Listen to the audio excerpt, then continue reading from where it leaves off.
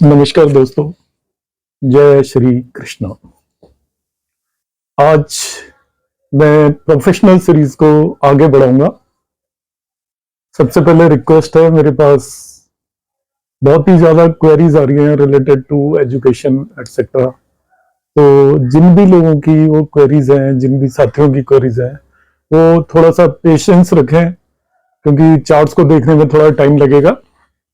तो मैं एनालाइज करके सभी को एक एक करके जवाब दूंगा, तो आप थोड़ा इंतजार करें। और एक आप मैसेज पर ही दें, कॉल अटेंड करना पॉसिबल नहीं है। जिसकी रिक्वायरमेंट होगी मैं उन्हें कॉल करूंगा। आप सबका धन्यवाद। अब हम बात करेंगे प्रोफेशन के लिए। तो एस्ट्रोलॉजी में सबसे पहला सवाल ये आता है कि बहुत सारी विधियां, मेथड है, और हम बहुत ज्यादा चीजों को करते हैं, तो हम खुद ही कंफ्यूज हो जाते हैं कि एक्चुअली हमें क्या तो देखना चाहिए, क्या नहीं देखना चाहिए। प्रोफेशन के लिए हम किस तरीके से एक चार्ट को एनालाइज करेंगे, ये मैं आज बताने की कोशिश करूंगा।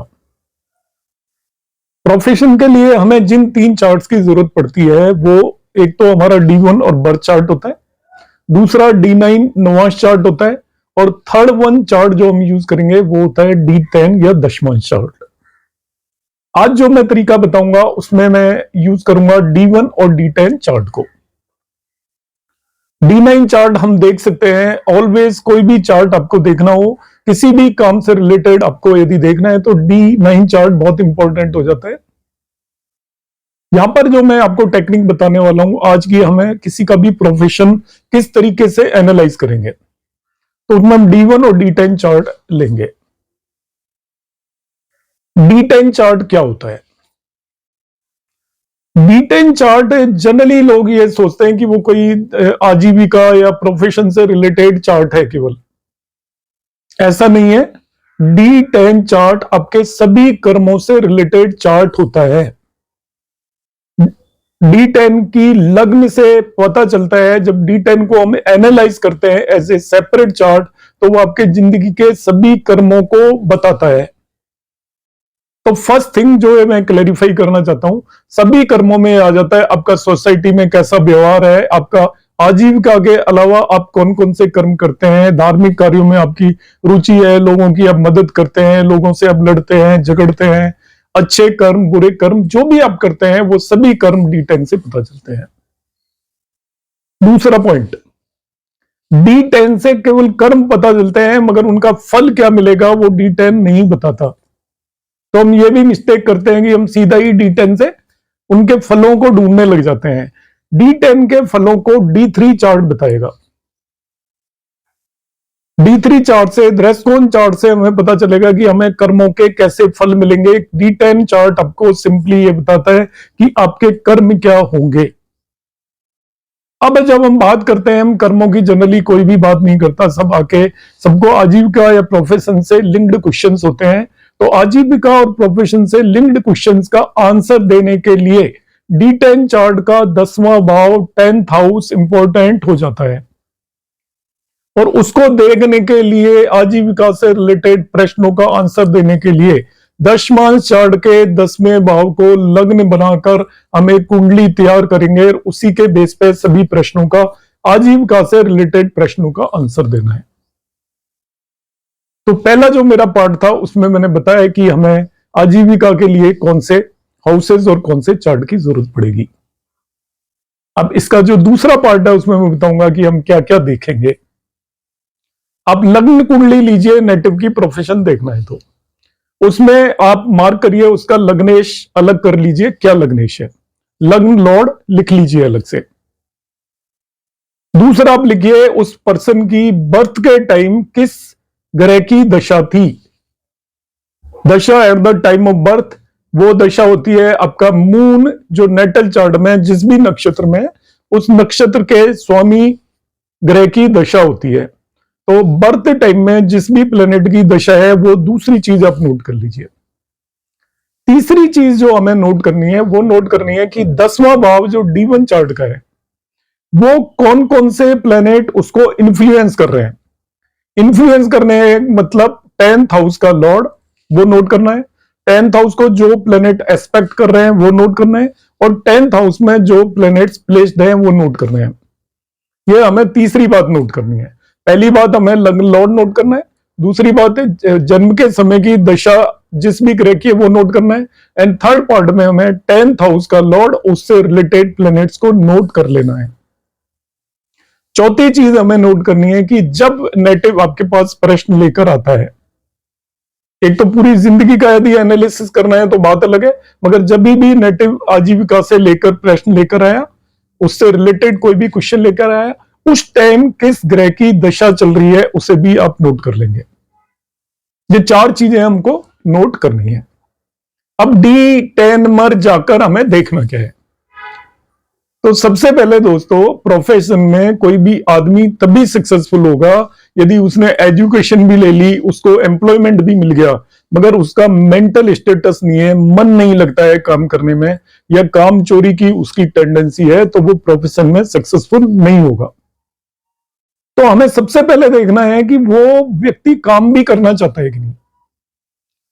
ये देखने के लिए हम उसका जो D1 का लग्न लॉर्ड जिसे हमने मार्क किया था उसे आप D10 में देखिए, नॉर्मल देखिए वो लग्न लॉर्ड क्या केंद्र में या त्रिकोण में गया है, वो लग्न लॉर्ड किस साइन में गया है, मित्र साइन में गया है, वो अपने उच्च साइन में गया है, अपने शत्रु साइन में गया है, अपने नीच साइन में गया है। यदि वो अपने उच्च साइन में गया है तो बंदा बहुत कमिटेड होगा। नीच साइन में गया है तो वो काम करने की उसकी आदत ही नहीं होगी, वो काम करना चाहेगा ही नहीं।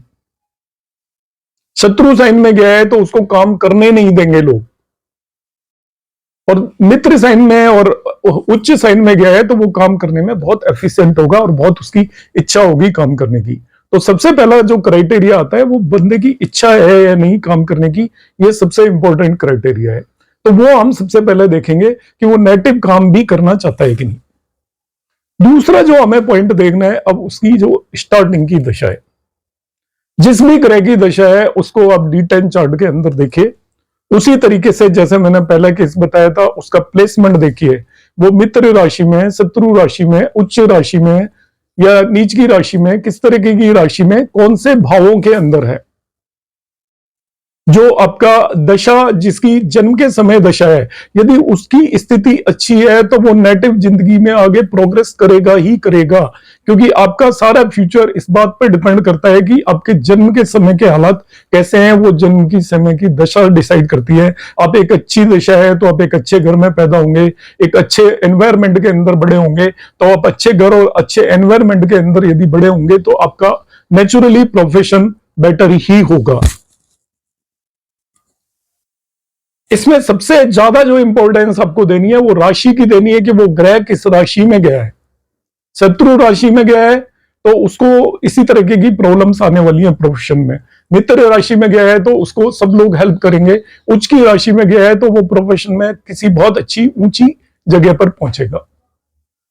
अब तीसरी पॉइंट पर आ जाता हूं, मैंने 2 पॉइंट एक्सप्लेन किए, थर्ड पॉइंट मैं बीच में लेकर आ रहा हूं कि एक नेटिव का कैसा प्रोफेशन होगा, उसको किस तरीके का काम मिलेगा, वो उसमें सक्सेसफुल होगा या नहीं होगा। उसके लिए D10 चार्ट के केंद्र को देखिए।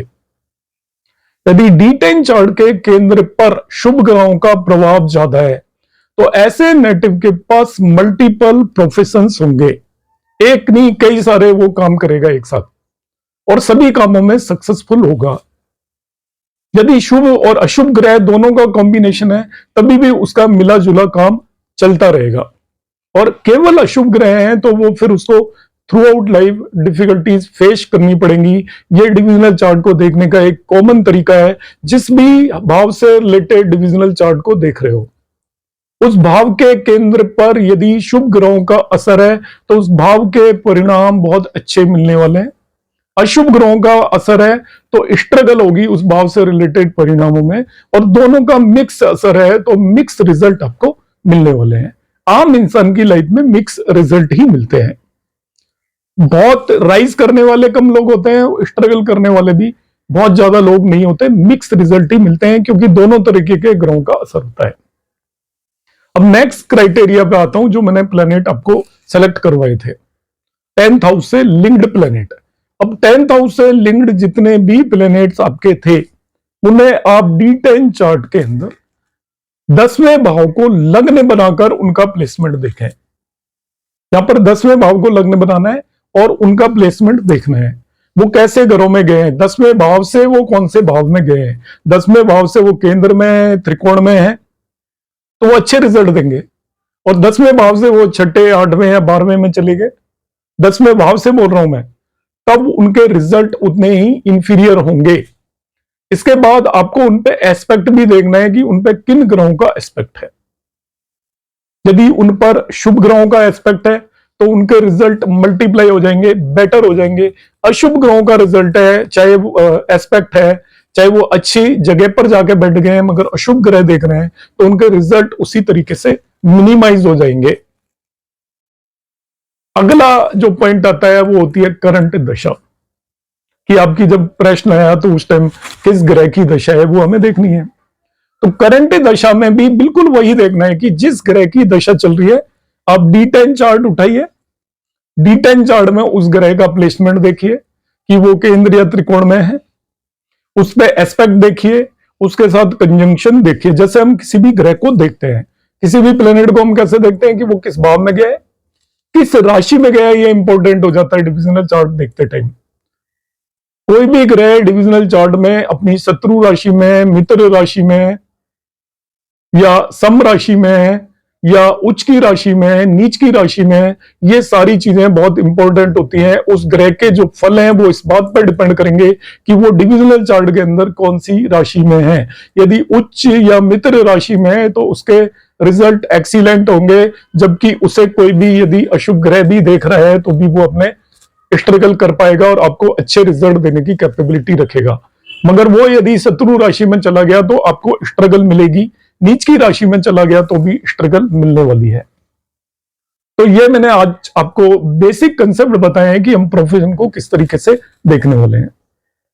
इसमें एक बहुत बड़ा क्वेश्चन और अराइज होता है कि प्रोफेशन बेसिकली होगा क्या। तो जैसे मैंने बताया कि आपका जो 10th हाउस D1 चार्ट के से रिलेटेड जितने भी प्लैनेट्स हैं, वो प्लैनेट्स आपका डिसाइड करेंगे कि आपका प्रोफेशन किस तरीके का होगा। D1 चार्ट में 10th हाउस से रिलेटेड जितने भी प्लैनेट्स हैं, 10th लॉर्ड हो गया, 10th हाउस को जो भी प्लैनेट एस्पेक्ट कर रहे हैं, उनसे जो भी प्लैनेट लिंक्ड है, 10th लॉर्ड से जो प्लैनेट लिंक्ड है, उनसे रिलेटेड आपका प्रोफेशन होने वाला है। किस ग्रह से रिलेटेड क्या प्रोफेशन होता है, उसके लिए ऑलरेडी मैंने वीडियोस अपलोड किए हैं, आप देख सकते हैं। आपको आज का मेरा वीडियो कैसा लगा उस पर आप अपने कमेंट दीजिएगा, सुझाव मुझे दीजिएगा जिससे कि मैं इंप्रूवमेंट कर सकता हूं। यदि आपको अच्छा लगे तो वो आप मेरे वीडियो को लाइक कर सकते हैं। यही एक चीज है जो कि मुझे एनर्जाइज करके रखती है और मैं नई नई चीजें आपके सामने लेकर आता रहता हूं। मैं फिर से जय श्री कृष्णा, नमस्कार।